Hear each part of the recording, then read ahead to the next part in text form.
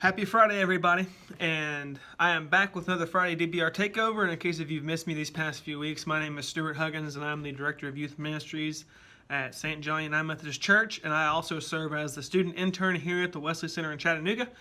And I like to jump over here on Fridays and send you guys off on a safe and healthy weekends with our DBRs.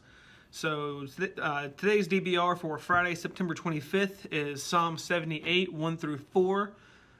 12 through 16, Numbers 20, 1 through 13, which is what our focus is going to be on, Acts 13, 32 through 41, Psalm 25, 1 through 9, Ezekiel 18, 5 through 18, and like I said, our focus is going to be Numbers chapter 20, and the actual verses are 1 through 13. Yes, 1 through 13.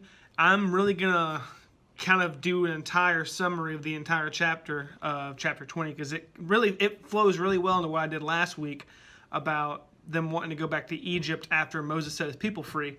And this really kind of piggybacks off that pretty well. I thought that was pretty cool today. So chapter 20, Numbers chapter 20 starts off like this. In the first month of the whole Israelite community arriving at the desert of Zin, and they arrived at Kadesh, there Miriam died and was buried. Now there was no water for the community, and the people gathered in opposition to Moses and Aaron. They quarreled with Moses and said, "If only we had died when our brothers fell dead before the Lord. Why did you bring the Lord's community into this wilderness that we and our livestock should die here? Why did you bring us up out of Egypt to this terrible place? It has no grain or figs, grapevines or pomegranates, and there is no water to drink." Moses and Aaron went from the assembly to the entrance of the tent of meeting and fell face down, and the glory of the Lord appeared to them. The Lord said to Moses, "Take the staff, and you and your brother Aaron gave the assembly together. Speak to that rock before their eyes, and it will pour out its water. You will bring water out of the rock for the community so they and their livestock can drink." So Moses took the staff from the Lord's presence just as he commanded him. He and Aaron gathered the assembly together in front of the rock, and Moses said to them, "Listen, you rebels, must we bring you water out of this rock?" Then Moses raised his arm and struck the rock twice with his staff. Water gushed out, and the entire community and their livestock drank. But the Lord said to Moses and Aaron, "Because you did not trust in me enough to honor me as the holy in the sight of the Israelites, you will not bring this community into the land I gave them."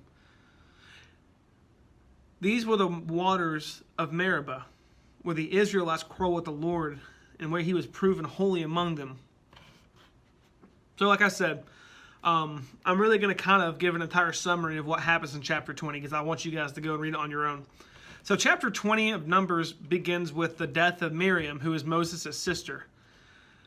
And the children of Israel were in the desert of Zin and stayed in Kadesh where she was buried. And if you remember from the Exodus last week, we talked about Moses setting his people free and leaving Egypt and doing all these awesome things in the wilderness with his people. And like I said, this kind of piggybacks off that. So shortly after, the children of Israel began to oppose and almost rebel, kind of, with Moses and Aaron about having no water to drink. And they complained coming out of Egypt and the good life they had there and wanting to go back to Egypt, right? Moses and Aaron left the congregation to pray for them, and that is when the Lord appeared to them.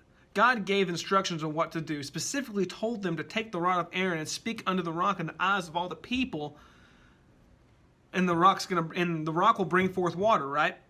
So Moses did exactly what God had asked him to do, but he added a little bit of razzle-dazzle in his anger and frustration. He said, "Hear now, ye rebels," right? He called them a bunch of rebels. "Must we fetch you water out of this rock?" Moses hit the rock 2 times, and water came out abundantly, and the congregation and all their livestock drank, right? So God wasn't pleased with Moses and Aaron because they didn't believe God could bring water out of the rock by simply just speaking into the rock, right? And in their anger, they did not sanctify God in the eyes of the people. For this, they lost the privilege to lead the children of Israel to the promised land.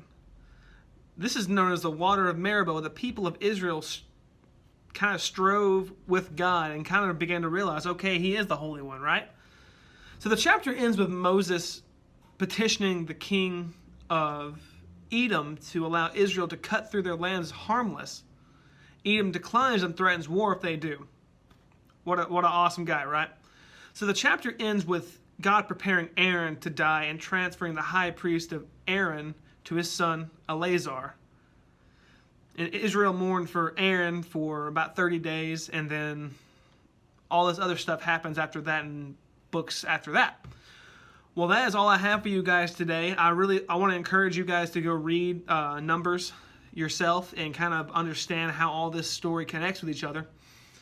And in case if you guys haven't been paying attention to social media, in our newsletters we have Food for Thought tonight, and we're going to be meeting at Mellow Mushroom in downtown Chattanooga. So check your emails for those if you're subscribed to our newsletter. And if you have any questions, shoot us a message on social media. And just remember to bring some money with you when you come to Mellow. And hopefully I'll see you guys there. And if not, I'll see you guys next week. Peace.